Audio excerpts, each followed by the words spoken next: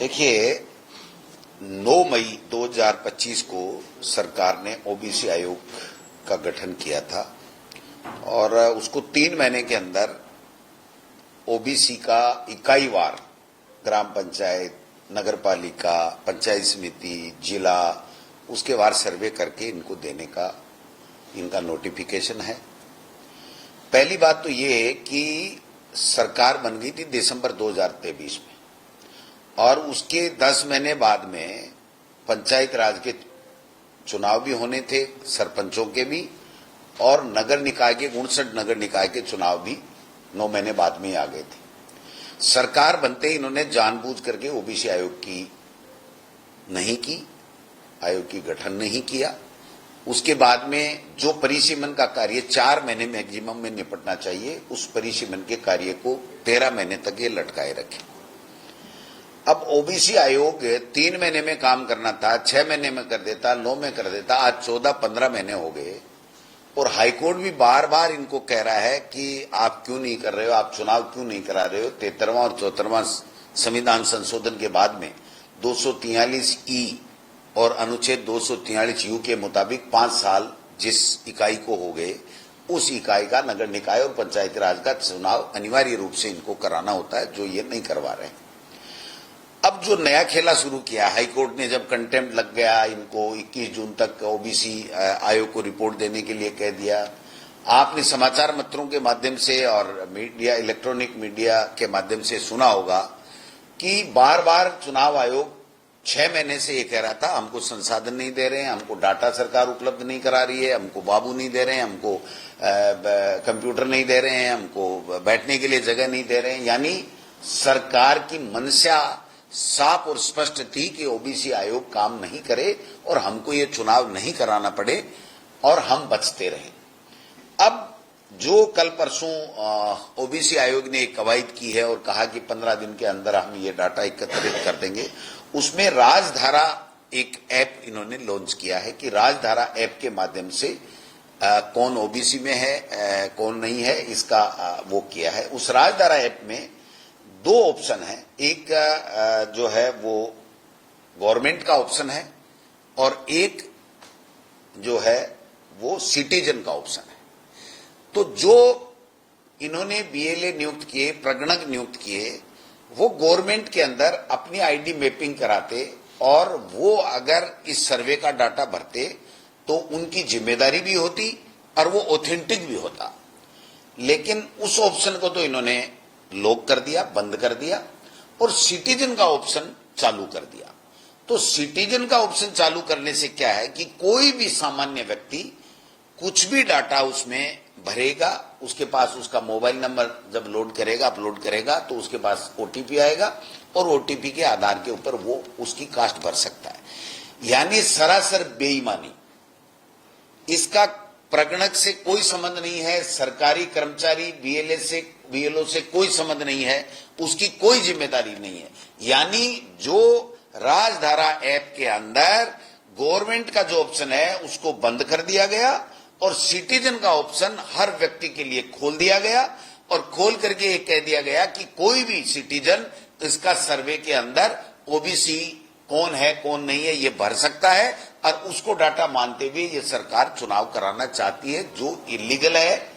ये एक तरीके से पूरी की पूरी बेईमानी है और ओबीसी को कैसे कम दिखाया जाए ये एक साजिश इस सरकार की गई है।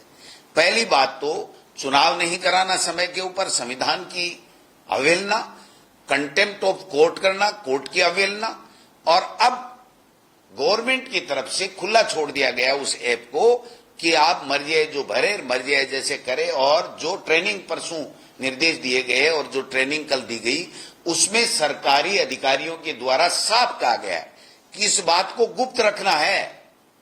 प्रगणक का कोई काम नहीं है, हमने केवल प्रगणक दिखावे के लिए नियुक्त किए हैं। जो सिटीजन जो पोर्टल के ऊपर, ऐप के ऊपर सिटीजन जो ऑप्शन है, उस ऑप्शन में कोई भी भरे, आपको तो डाटा पूरा करा करके ये 15 दिन में काम को निपटाना है। यानी शुरू से बेईमानी और अब तो उस सर्वे में भी बेईमानी आ रही है। मैं समझता हूं कि ये राजस्थान की जनता माफ नहीं करेगी इनको, हर लोग कोर्टों में फिर जाएंगे। और ये चाहते ही यही हैं कि किसी न किसी बिंदु पे आप कोर्ट में जाते रहो, काम लटकाते रहें और लटका करके उसके बाद में हम लोग चुनाव नहीं कराएं, चुनाव में जाना ही नहीं पड़े। और ये मंशा यही नहीं है, भारत सरकार में भी, मोदी सरकार में भी यही एक प्रैक्टिस चल रही है कि कैसे संवैधानिक जो है वो अनुच्छेदों को तोड़ा जाए, कैसे संविधान को बदला जाए, कैसे वोट काटे जाएं, कैसे वोट पड़े ही ना, इस तरह की व्यवस्था की जाए। और आपने देखा होगा महाराष्ट्र के अंदर जो लोकल बॉडी के चुनाव थे उसमें सबके फार्म ही कांग्रेस वालों और विरोधियों के सबके फार्म ही कैंसिल कर दिए। तो क्यों नहीं आगे पूरे देश के अंदर ये चुनाव कराएंगे, उसमें इस तरीके के धांधली क्यों नहीं करेंगे। तो ये डबल इंजन केवल संविधान को तार तार करने के लिए, ये संविधान कानून को न मानने के लिए ये डबल इंजन बनी है, इसके अलावा नहीं है। तो ओबीसी आयोग के लिए सरकार से मेरी मांग है कि जो ये ओबीसी का डाटा भरा जा रहा है जो राजधारा ऐप के अंदर, उसको प्रमाणित कौन करेगा वो सरकार बताए कि प्रगणक के हस्ताक्षर होंगे क्या, उसकी आईडी से मैपिंग हुई है क्या। अगर उसकी आईडी से मैपिंग हुई है तो उसकी जिम्मेदारी होगी एक सरकारी कर्मचारी की, अगर उससे मैपिंग नहीं हुई तो सरकारी कर्मचारी की जिम्मेदारी नहीं है। तो यानी बेईमानी करके इस तरीके का काम किया जा रहा है, जो बिल्कुल कांग्रेस पार्टी उसके विरोध करेगी और इनको मजबूर करेगी। कोर्ट में भी घसीटना पड़ेगा तो कोर्ट में भी हम लोग ले जाएंगे। और कोर्टों का भी क्या है साहब, सुन लेते हैं फिर फैसला नहीं देते हैं, समय निकल जाता है, आगे से आगे समय दे देते हैं। अब 31 जुलाई दे दिया, जुलाई के बाद में फिर इनको समय दे दिया। तो मेरे समझ में नहीं आ रहा कि हम जाएं तो कहां जाएं। उधर तो डबल इंजन और इधर फिर कोर्ट में जाते हैं तो फिर उचित समय पे हमें रिलीफ नहीं मिलती है, उसका फैसला नहीं आता है, फिर हमारे जनता के हितों पे विपरीत असर पड़ता है। ये मैं कहना चाहता हूँ। पेपर लीक के मसले पर जो सुरेश ढाका वास्तव में कहा जा रहा है 4 साल से पड़ा है, अब सरकार ने उसके परिवार को, उसके पिता को बदरी लीज का 20 करोड़ का ठेका दिया, बदरी की लीज दी है। क्या कहेंगे आप इस पूरे मामले? एक तरफ तो बुलडोजर चलाया था आपने उस पर,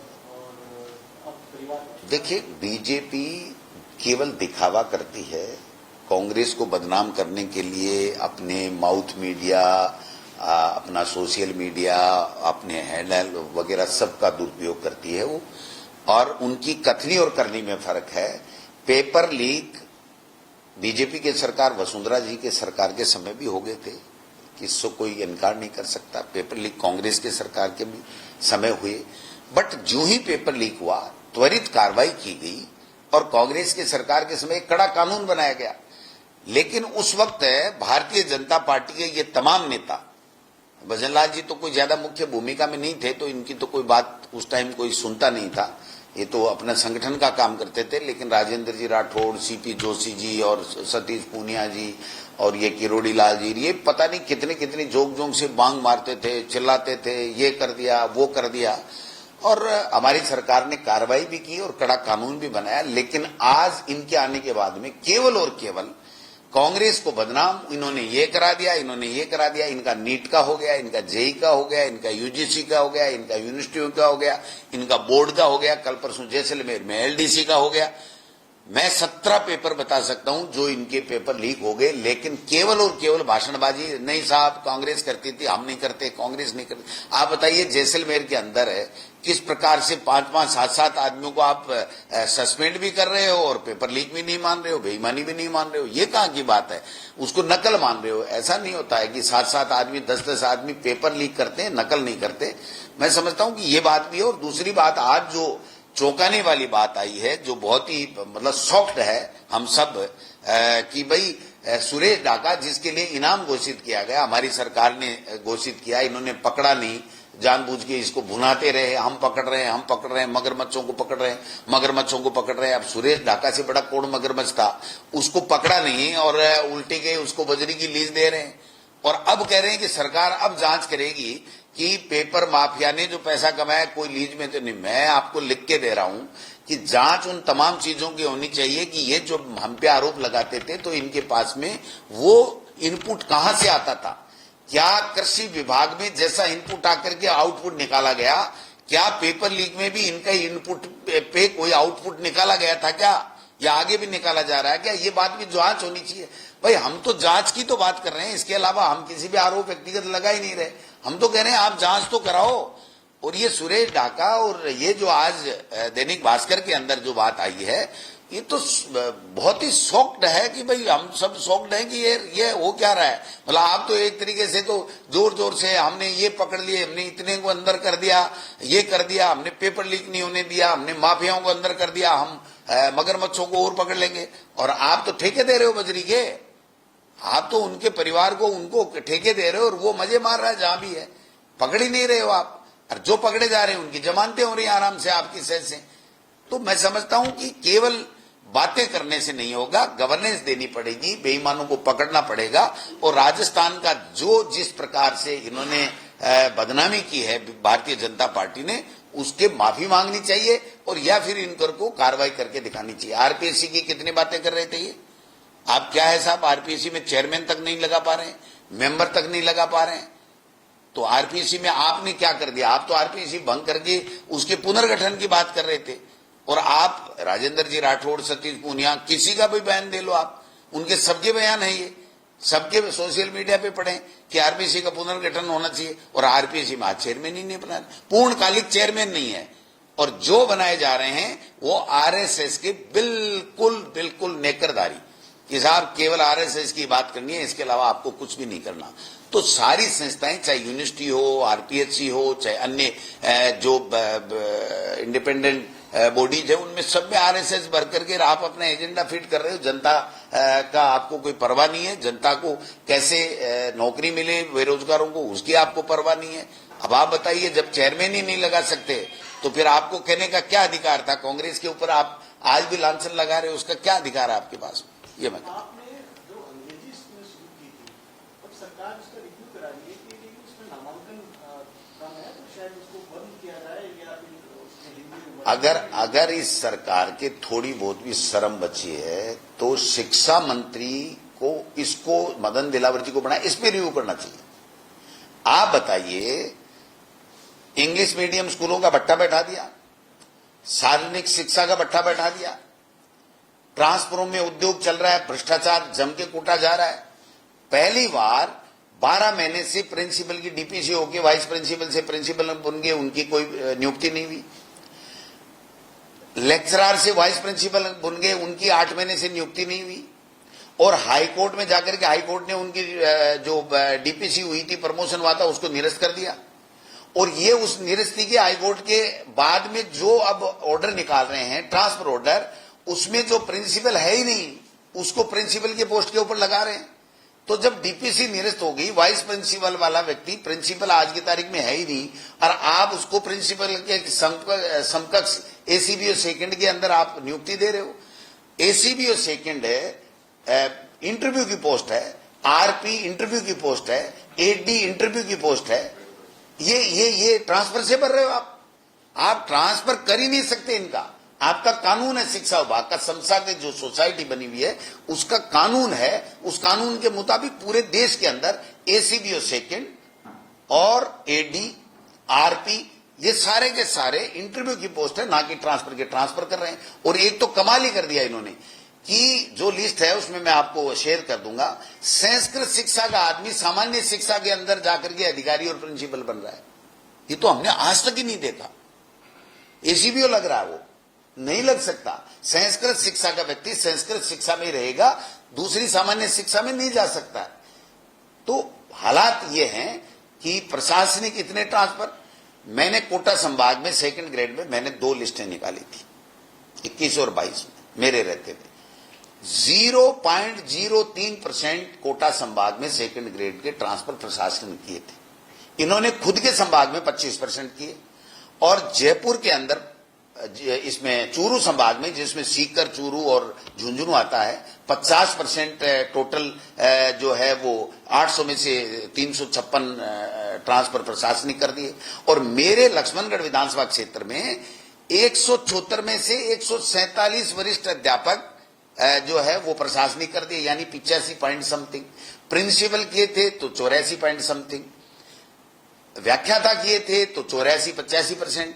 तो आप प्रशासनिक क्यों कर रहे हो? एक टीचर यहां पढ़ा रहा है, वो टीचर जाकर के चूरू के किसी गांव में क्यों पढ़ाएगा?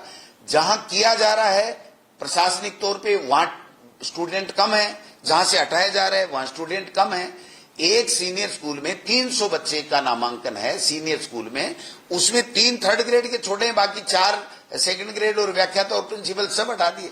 तो ये कौन सी शिक्षा नीति है? मेरे समझ से परे है, कोई पूछने वाला नहीं है। मुख्यमंत्री कह रहा है सब मेरे तो बस में ही नहीं है, ये मदन दिलावर मेरी मानता नहीं है, आरएसएस के इशारे से चलता है, आरएसएस को शिक्षा से लेना देना नहीं, उसको तो भट्टा बैठाना है, उसको तो लोमड़ी कागला कमेडी ये पढ़ाना है, उनको अंग्रेजी शिक्षा से वैसे ही वो विरोध करते हैं। महिला सशक्तिकरण का हमेशा ही उन्होंने विरोध किया है। तो आरएसएस की तर्ज के ऊपर सार्वजनिक शिक्षा का बंटाढार करो, इनकी पॉलिसी है। और आदर्श विद्या मंदिर जो आरएसएस की वो एक तरीके से शाखा चलाते हैं, वहां पर उन विद्यालयों के अंदर ये बच्चे जाएं, ना कि सार्वजनिक। 8 लाख बच्चे का नामांकन कम हो गया। कोई है जवाब? कोई बात करने वाला है? पिछली बार जब नामांकन प्रयोत्सव चल रहा था तो हमने कहा था नामांकन की बात करो, तो कह नहीं पेड़ लगा रहे हम। तो वो पेड़ कहां है आज? एक भी पेड़ बता दो, कोई मतलब नहीं। फोटो भेजो फोटो भेजो फोटो भेजो। पेड़ की लोगों ने टहनियां तोड़ तोड़ के टहनियां लगा लगा के फोटो भेज दी, वो दूसरे दिन तीसरे दिन झुलस गई। क्या लेना देना इन बात का? तो कोई इनका कोई विजन नहीं है, मेरे समझ में नहीं आ रहा। तो हालात बहुत विचित्र हैं, पूरा प्रदेश इसको भुगत रहा है। अब कितने दिन कैसे भुगते वो अलग बात है। ये रोजाना जाकर के दिल्ली में जाकर के मंत्रियों के दुपट्टे पहना करके हमारी जनता की गाड़ी कमाई का जो एरोप्लेन में तेल जला रहे हैं, इसके अलावा कुछ भी नहीं। नहीं देखिए, आप कोई ड्राफ्ट है क्या? जो यूसीसी की कमेटी बनाई है वो 5 स्टेट के अंदर वही कमेटी है, आरएसएस के लोग हैं। वो रंजन देसाई कौन है, और यहाँ एक गंगानगर का प्रिंसिपल है जो बिल्कुल घर में ही साका लगाता है ना, उसको बना दिया। और वही कमेटी है, वही उत्तराखंड में थी, वही मध्य प्रदेश में है, वही दूसरे स्टेट के अंदर जा जा करके क्या ले रहे हैं, क्या इनके पास में क्या, आप बताइए क्या ड्राफ्ट है? आपको पता हो तो मीडिया के लोग हैं ना, चौथा स्तंभ है, आप बता दीजिए कि क्या चीज है, उसमें प्रावधान क्या है, किसके ऊपर। और ये बहसें तो लोकसभा में, राज्यसभा में, विधान परिषदों में, विधानसभाओं में होती है कि ये ड्राफ्ट है, इसके ऊपर आप चर्चा करिए, उसके बाद में ये कानून बनेगा। इनको तो केवल और केवल जो देश के लोगों के मुद्दे हैं, जो लोगों की परेशानियां हैं, उनसे ध्यान भटकाना है कि उनकी चर्चा ही ना करे। अभी जब मोदी जी फेल हो गए हर चीज में, यहां पर सरकार नाम की कोई चीज नहीं है, लोग जब बातें करने लगे कि साहब ये कौन सा है, ये तो सर्कस बन गया, काय की सरकार है, तो ये यूसीसी का फंडा लेकर के आ गए। मेरे पास कलेक्टर का फोन आया, सर वो आप भी पधारो। मैंने कहा क्या काम है? तो क्या बताए कलेक्टर? कि सर वो तो आपको ही पता है क्या काम है। तो मैंने कहा क्या है, कोई मसौदा भेज दो मेरे पास। कि साहब कुछ नहीं है, हमारे पास एक पीपीटी आई, वो हम दिखाएंगे। यानी केवल और केवल लोगों में जहर घोलना, नफरत फैलाना, लोगों में हिंदू मुस्लिम की बातें कर करके और अपनी राजनीतिक रोटियां सेकने के लिए माहौल बनाना। और देश के लोगों की जो समस्या, प्रदेश के लोगों की जो समस्या है, बिजली की, पानी की, चिकित्सा की, हालात क्या है? प्राइवेट हॉस्पिटल में इलाज करने वाला नहीं है, आरजीएचएस का पैसा कट रहा है कर्मचारियों का, कोई पूछने वाला नहीं है। हम राइट टू हेल्थ तक लेकर के गए थे, आज इन्होंने तो बेड़ा गर्क कर दिया चिकित्सा का। लोगों के खिलाफ जो भी प्राइवेट हॉस्पिटल वाला आरजीएचएस में अपना बकाया पेमेंट मांगने जाता है, उसके ऊपर मुकदमा ठोकते हैं कि तेरी जांच करेंगे, पर्चियां फर्जी हैं तेरी। तो मेरे समझ में नहीं आया भाई, इतने साल से पर्चियां फर्जी हैं तो फिर पकड़ना चाहिए ना, कौन मना कौन कर रहा है? आपने कितने केस बनाए, बताओ आप आरजीएचएस में, और कितना पैसा बकाया है? नरेगा बंद कर ही दिया, नरेगा में खेल खत्म है, कोई प्लान नहीं है। दूसरी योजना बीवी ग्राम जी क्या पता नहीं क्या है, उसका कोई नाम नहीं जानता, उसका कोई प्लान नहीं, उसकी बात नहीं। पंचायत राज को जो फंड मिलता था, केंद्र से अनुदान मिलता था वित्त आयोग का, वो पैसा नहीं है। नगर निकायों को कोई पैसा नहीं है। पंचायत इनके जनप्रतिनिधि हैं नहीं, ब्यूरोक्रेट्स मजे कर रहे हैं और बेहाल है पूरा प्रदेश। आपके राज्य की खबरें, आपके शहर की खबरें सबसे पहले जानने के लिए देखते रहें अमर उजाला। चैनल को सब्सक्राइब जरूर कर लें और पाएं हर अपडेट।